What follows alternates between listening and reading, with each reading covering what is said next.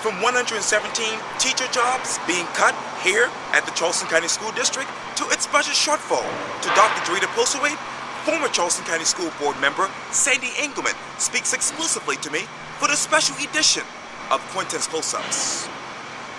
Sandi! How are you? I'm doing great. It's so good to see you again. I know. The last time I saw you was what? On Market That's Street. right, you Yep. and David and your daughter. I finally met her. Yeah, she's a sweetie. Yes, indeed. Yes, indeed. Yeah. Since then, there's been a lot of news, mainly at 75 Calhoun Street. Right. As we sit here right now, they're facing an $18 million budget. Right. Yeah, that's right. And I want to read to you a couple of headlines and stories. On March 14th, Live 5 News said this: Charleston County School Board cuts 117 teaching jobs, saving $7.3 million. March 24th, a story in the Post and Courier. The Charleston County School Board voted Thursday afternoon to hire an outside attorney to review the terms of employee severance agreements, as well as possible criminal implications stemming from a recent forensic audit of the payroll and benefits. The Post and Courier. The Charleston County School District budgeted to spend more money than it took in for 7 to 8 past years. Help me understand, what's going on at 75 Calhoun? Well, I said in 2003 when I was on the board, Right. They were moving money around from account to account, and I think that's when all this started. Bless Dr. Postlewait's heart, Right. She has inherited this mess.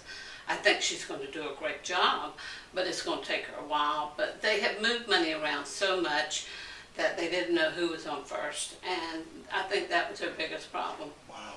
And I know that Dr. Nancy McGinley wrote an op-ed in a Post and Courier a couple of weeks ago, basically saying that this didn't happen on her watch. Oh, of course. Of course she's going to say that. She has to make herself look like she did her job. She didn't do her job.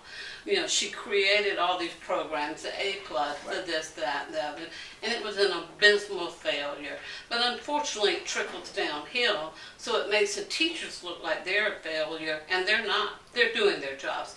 I will even tell you this. Okay. I had 2 teachers last week tell me, since Dr. Postlewait came on, Right. It's so calm. Because when Dr. McGinley was there, it was so many drive-bys. It would, you wouldn't be expecting it, and they'd come in and barge in your class and watch your teaching skills and criticize you in front of your class. But said since Dr. Postlewait has come in that they just don't do all that. They will let you know they're coming, and you can be prepared and tell your class, okay, folks, we're going to settle down. We're going to have a visitor. Yeah. But all the drive-bys has done so much damage to the teachers' spirits and their motivation to teach the children. Yeah, and also during that particular time, as you know, Michael Bobby worked for Dr. Nancy McGinley, Right. and he resigned back in October, right after I did the interview with him in October, because at the time, right before Dr. Postlewait was hired, he was the interim superintendent and the chief financial officer, and a lot of people thought that was his downfall. Well, it was, but let me tell you, I don't know hardly anything about Michael Bobby except a little bit when I was on the end of my school board term. Right. And he didn't speak unless he asked permission. You could see it in his eyes. He would look at the superintendent, Dr. Goodloe Johnson, and Dr. McGinley, like, should I speak? May I speak? And he was doing what he was told. And it's the same thing with Dr. Goodloe Johnson. She was fired from Washington State with $250,000 missing. And you just don't lose $250,000. You might have misappropriated it, but we had the same thing when I was on the school board. We had the Lawrence Durthick endowment.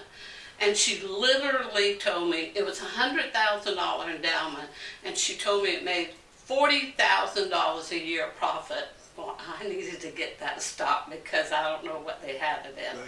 And what we finally did was take out of the general operating fund, we completely replenished it and said, okay, we're going to leave it alone. But there's been a lot of, I said something's wrong, because when you ask the question, you got a no answer, or, if you can't look at me when I say, where's this $100 million? When I went on the board, it was $190 million, a little less then, and now it's almost $500 million.